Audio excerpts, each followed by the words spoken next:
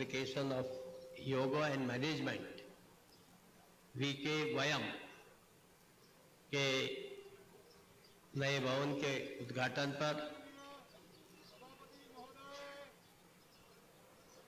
हम सबके प्रेरणा स्रोत आदरणीय बालकृष्णन जी, हमारे यहाँ के पदाधिकारी श्रीमान अभय बापट जी, दीपक पाटिल जी, किरण कीर्तने जी, अन्य पदाधिकारीगण, केंद्र के सभी समर्पित तपस्वी कार्यकर्तागण, यहाँ उपस्थित हमारे केंद्र को सहयोग करने वाले सभी जिले के अधिकारीगण, उपस्थित भाइयों बहनों और मीडिया के साथियों, अभी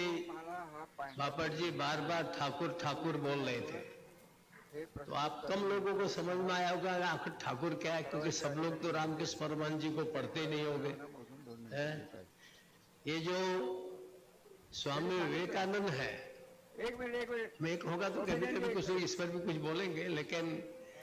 क्योंकि उनका तो विश्व में नाम हो चुका, आज घर घर में बंदे हैं,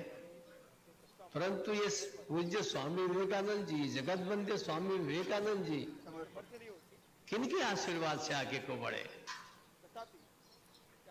तो उनको कहते हैं रामकृष्ण परमहंस, और उनके भक्तगण उनको ठाकुर जी करके बोलते हैं, और उनके भक्तगण ने पूरे कम से कम बंगाल में हर घर में रामकृष्ण परमहंस जी को ठाकुर जी करके बोलते हैं। तो विवेकानंद जी जैसी विभूति जिनके आशीर्वाद से बने, आज उनका 186वां 186 ये जन्मदिन है, जयंती है, और मुझे लगता है कि आपने जितने परिश्रम से, जितने निष्ठा से यहाँ पर वीके वयम का निर्माण किया है, केंद्र का निर्माण किया है, उसके उद्घाटन के लिए ठाकुर जी की जयंती से बढ़िया दिन शायद हो भी नहीं सकता था।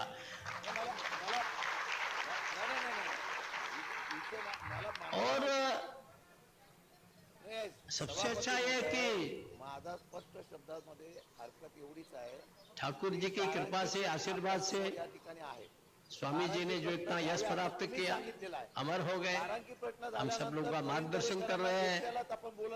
उनके मार्ग पर चलने वाले, जीवन दान करने वाले और देश में जन जागृति करने वाले हमारे केंद्र के अध्यक्ष आदरणीय ए बालकृष्णन जी अपने बीच में हैं, उनका मैं अभिनंदन करता हूं, वंदन करता हूं। मैं आप सबको बहुत बहुत हार्दिक बधाई देता हूं, अभिनंदन करता हूं। और जिन जिन मित्रों ने इसमें सहयोग किया है, किसी का सहयोग रामायण की गिलहरी के बराबर रहा होगा, तो किसी का जैसे हमारे एक दानी बंधु ने 1 करोड़ दे दिया, ऐसे हनुमान जी की तरह से उनका योगदान होगा। कुल मिलाकर के सबके योगदान से, छोटे से छोटे आहुति से लेके बड़ी बड़ी आहुति तक, इसके माध्यम से ये इतना सुंदर प्रतिष्ठान खड़ा हुआ है। निश्चित रूप से सोलापुर के लिए और हमारे महाराष्ट्र के लिए ये बहुत गौरव का दिन है। मैं आप सबका भी सादर अभिनंदन करता हूं। अब हमारा विवेकानंद केंद्र, लंबा नहीं बोलूंगा, मुझे और भी जाना है, बोलना चाहिए था ज्यादा हमारे बालकृष्णन जी ने। अभी वो 1 रुपए वाली बात कर रहे थे, तो मैं जब मुझे बापट जी और मिले तो मुझे वो अपने छात्र जीवन के दिन याद आ गए। तब मैं कोई ग्रेजुएशन कर रहा था, कुछ ऐसा कर रहा था अल्मोड़े से, तो मैं रामकृष्ण मिशन जाया करता था। हमारे एक प्रचारक आ गए